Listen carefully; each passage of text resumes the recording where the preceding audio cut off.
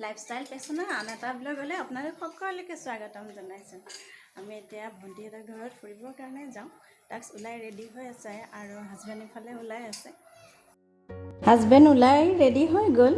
এতিয়া আমি যাবলৈ ওলাইছোঁ চান্দমাৰী অভিমুখে, তেজপুৰৰ চান্দমাৰী।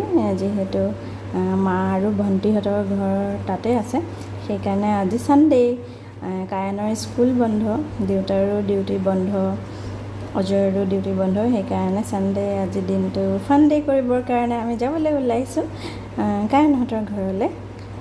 আজি ব্লগটো আপোনালোকে চাই থাকিব। ইফালে মিডভিক ওলালে, সি আগতে ৰেডি হৈছে যাবৰ কাৰণে, সদায় ওলাই মেলি আগতে ৰেডি হৈ থাকে। আৰু দৰ্জা মাৰিবৰ কাৰণে দেউতাকলৈ ৰখি আছিলে, যিহেতু দেউতাক ওলোৱা অলপমান দেৰি হৈ গ'ল, সেইকাৰণে সি আগতেই তলা চাবি লৈ ৰখি আছে দৰ্জা বন্ধ কৰিবৰ কাৰণে। আমি অলপমান সময় আগফালে ৰখি ওলাই আহিলোঁ।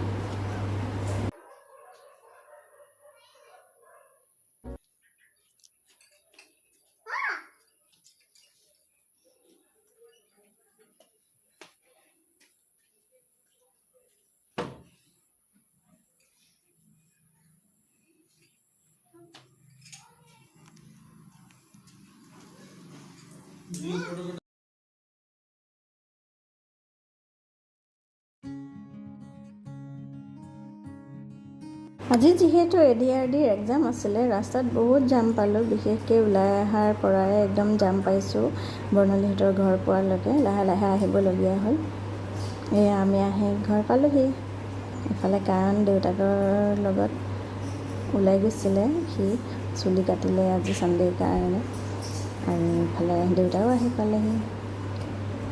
তাৰ এক্সাম শেষ হোৱাৰ পৰা সি কৈয়ে আছিলে কেতিয়া আহিবা কেতিয়া আহিবা। মিডভিকক দেখাই নাই, ইমান দিন হৈ গ'ল। যিহেতু তাৰ এক্সাম হৈ আছিল, সেইকাৰণে এতিয়া মিডভিকক আনিলে তাৰ খেলাৰ মনটো আহে কাৰণে এইকেইদিন অহাই নাছিলোঁ। এক্সাম যিহেতু শেষ হ'ল, সেইকাৰণে মিডভিকক লৈ আহিলোঁ খেলিবৰ কাৰণে। এটা ছানডে নেদেখিলেও বাৰ বাৰ সোধে যে তোমালোক কেতিয়া আহিবা জেঠাই, মিডভিকক কেতিয়া আহিবা।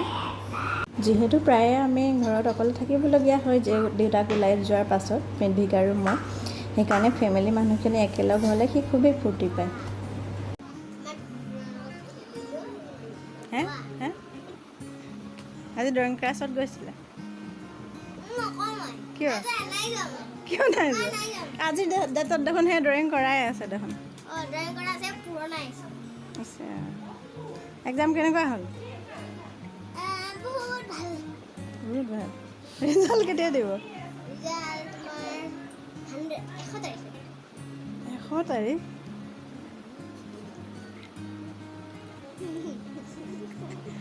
ইফালে মিডভিক ব্যস্ত মাহীয়েক আৰু আইতাকৰ লগত। মাহীয়েকে কাটি আছে চব্জি আৰু সি তাতে চাই আছে কি কৰিছে কি নাই।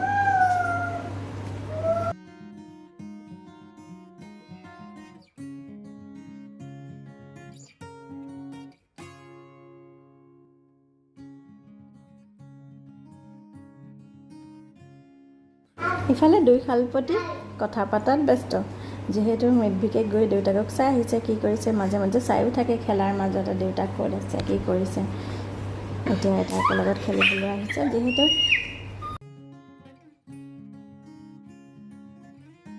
মিডভিক ঘৰত অকলেই থকাৰ সময়ত অকলেই খেলি থাকে, কিন্তু তথাপিও ককায়েকৰ লগ পালে খুব ফূৰ্তি কৰে। ককায়েকৰ নতুন নতুন খেলা বস্তুবোৰ, স্কুলৰ বস্তুবোৰ চাই সি খুবেই ভাল পায়।